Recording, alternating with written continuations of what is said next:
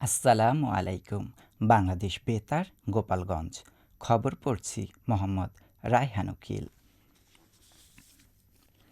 বাংলাদেশের রাজনীতির অন্যতম প্রভাবশালী ব্যক্তিত্ব বিএনপির চেয়ারপারসন ও সাবেক প্রধানমন্ত্রী প্রয়াত বেগম খালেদা জিয়ার ৮২তম জন্মবার্ষিকী আজ। ১৯৪৫ সালের ১৫ আগস্ট দিনাজপুর জেলার ইস্কান্দার মজুমদার ও তৈয়বা মজুমদারের ঘরে জন্মগ্রহণ করেন খালেদা জিয়া। ১৯৬০ সালে তৎকালীন সেনাবাহিনীর তরুণ কর্মকর্তা জিয়াউর রহমানের সঙ্গে তার বিয়ে হয়। স্বামী রাষ্ট্রপতি জিয়াউর রহমানের মৃত্যুর পর ১৯৮২ সালে বিএনপিতে যোগ দিয়ে সক্রিয় রাজনীতিতে আসেন তিনি। ১৯৮৪ সালে বিএনপির চেয়ারপারসনের দায়িত্ব নেন। ১৯৯১ সালে জাতীয় সংসদ নির্বাচনে বিএনপির নেতৃত্বে সরকার গঠন করে দেশের প্রথম নারী প্রধানমন্ত্রী হন বেগম খালেদা জিয়া। পরে ১৯৯৬ ও ২০০১ সালেও প্রধানমন্ত্রী হিসাবে দায়িত্ব পালন করেন তিনি। গণতন্ত্রের মা ও আপসহীন নেত্রী হিসাবে পরিচিত বেগম খালেদা জিয়া বাংলাদেশের রাজনৈতিক ইতিহাসে গুরুত্বপূর্ণ এক অধ্যায়। স্বৈরাচার বিরোধী আন্দোলন থেকে শুরু করে গণতন্ত্র পুনরুদ্ধারের আন্দোলনে নেতৃত্ব দিয়ে তিনি অর্জন করেন আপসহীন নেত্রীর খ্যাতি। রাজনৈতিক জীবনে একাধিকবার গ্রেফতার ও কারাবরণও করতে হয় তাকে। দীর্ঘ রাজনৈতিক জীবনের শেষ দিকে নানা মামলা, কারাবাস ও শারীরিক অসুস্থতার মধ্যেও বিএনপির নেতৃত্বে ছিলেন খালেদা জিয়া। ২০২৪ সালের গণঅভ্যুত্থানের পর তিনি পুরোপুরি মুক্ত হন। দীর্ঘদিন ধরে বিভিন্ন শারীরিক জটিলতায় ভোগার পর গত বছরের ৩০ ডিসেম্বর রাজধানীর এভারকেয়ার হাসপাতালে চিকিৎসাধীন অবস্থায় মারা যান বেগম খালেদা জিয়া। মৃত্যুকালে তার বয়স হয়েছিল ৮০ বছর। তার মৃত্যুর পর আজ প্রথমবারের মতো জন্মদিন পালন করছে বিএনপি ও তার অনুসারীরা।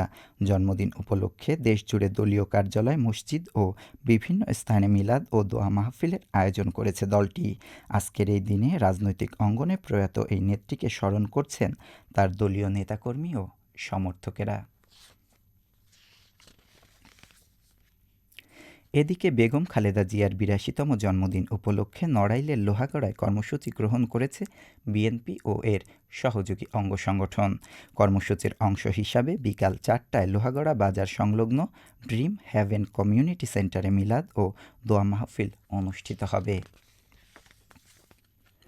১৫ই আগস্টকে ঘিরে গোপালগঞ্জে সম্ভাব্য অপ্রীতিকর ঘটনা এড়াতে ব্যাপক নিরাপত্তা ব্যবস্থা গ্রহণ করেছে প্রশাসন।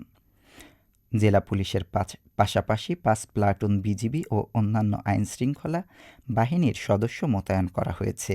জেলার গুরুত্বপূর্ণ সড়ক, মোড়, সরকারি স্থাপনা ও জনসমাগম স্থলে অতিরিক্ত পুলিশ মোতায়েনের পাশাপাশি বাড়ানো হয়েছে গোয়েন্দা নজরদারি। চলছে নিয়মিত টহল। এদিকে টুঙ্গিপাড়ায় বঙ্গবন্ধু শেখ মুজিবুর রহমানের সমাধিসৌধ কমপ্লেক্সের ৩টি গেট ও আশপাশের এলাকায় পুলিশ, এপিবিএন ও সাদা পোশাকের আইনশৃঙ্খলা বাহিনী সদস্যদের সমন্বয়ে গড়ে তোলা হয়েছে কঠোর নিরাপত্তা বলয়। টুঙ্গিপাড়ায় বিভিন্ন এলাকাতেও আইনশৃঙ্খলা বাহিনী মোতায়েন রয়েছে। জেলা প্রশাসক মোহাম্মদ আরিফুজ্জামান জানান, ১৫ আগস্টকে ঘিরে জেলার আইনশৃঙ্খলা পরিস্থিতি স্বাভাবিক রাখতে বিজিবি সহ অন্যান্য বাহিনী সর্বোচ্চ প্রস্তুত রয়েছে। শরীয়তপুর সদর উপজেলার বিভিন্ন বাজারে ভোক্তা অধিকার সংরক্ষণ অধিদপ্তরের অভিযানে ৪টি প্রতিষ্ঠানকে মোট ৯,০০০ টাকা জরিমানা করা হয়েছে। গতকাল উপজেলার পালং বাজার, কৌটের বাজার, বটতলা বাজার, ধনুকা বাজার ও আঙ্গারিয়া বাজারে এই অভিযান পরিচালনা করা হয়। জেলা ভোক্তা অধিকার সংরক্ষণ অধিদপ্তরের সহকারী পরিচালক জান্নাতুল ফেরদাউসের নেতৃত্বে অভিযানে কয়েকটি প্রতিষ্ঠানে মূল্য তালিকা না রাখা এবং মেয়াদোত্তীর্ণ ওষুধ সংরক্ষণের অভিযোগ পাওয়া যায়। এসব অনিয়মের দায়ে ৪ প্রতিষ্ঠানকে মোট ৯,০০০ টাকা জরিমানা করা হয়। ভোক্তাদের স্বার্থ সুরক্ষা, ন্যায্য মূল্য নিশ্চিত এবং মেয়াদোত্তীর্ণ পণ্য বিক্রি বন্ধে এ ধরনের অভিযান অব্যাহত থাকবে বলে জানিয়েছে সংশ্লিষ্ট কর্তৃপক্ষ। নড়াইল সদর উপজেলায় সড়কের পাশে দাঁড়িয়ে থাকা একটি ট্রাকে প্রাইভেট কারের ধাক্কায় আল আমিন নামে এক ট্রাক হেলপার নিহত হয়েছেন। এ ঘটনায় প্রাইভেট কারে থাকা ৩ জন গুরুতর আহত হয়েছেন। গতকাল রাতে ঢাকা বেনাপোল মহাসড়কের বাঁশভিটা এলাকায় এ দুর্ঘটনা ঘটে।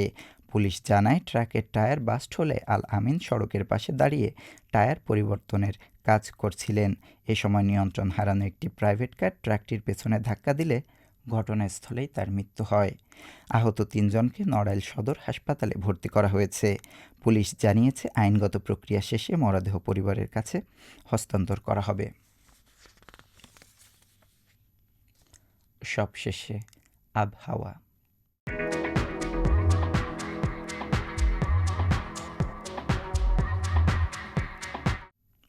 আজ বেলা ১টা পর্যন্ত দেশের অভ্যন্তরীণ নদীবন্দরসমূহের জন্য আবহাওয়ার পূর্বাভাসে বলা হয়েছে, খুলনা, বরিশাল, পটুয়াখালী, নোয়াখালী, কুমিল্লা, চট্টগ্রাম এবং কক্সবাজার অঞ্চলসমূহের উপর দিয়ে দক্ষিণ অথবা দক্ষিণ-পূর্ব দিক থেকে ঘন্টায় ৪৫ থেকে ৬০ কিলোমিটার বেগে অস্থায়ীভাবে দমকা অথবা ঝোড়ো হাওয়া সহ বৃষ্টি অথবা বজ্রবৃষ্টি হতে পারে। এসব এলাকার নদীবন্দরসমূহকে ১ নম্বর সতর্ক সংকেত দেখাতে বলা হয়েছে। খবর শেষ হলো। আমাদের পরবর্তী খবর প্রচারিত হবে সকাল ১০টা ৩০ মিনিটে বাংলায়।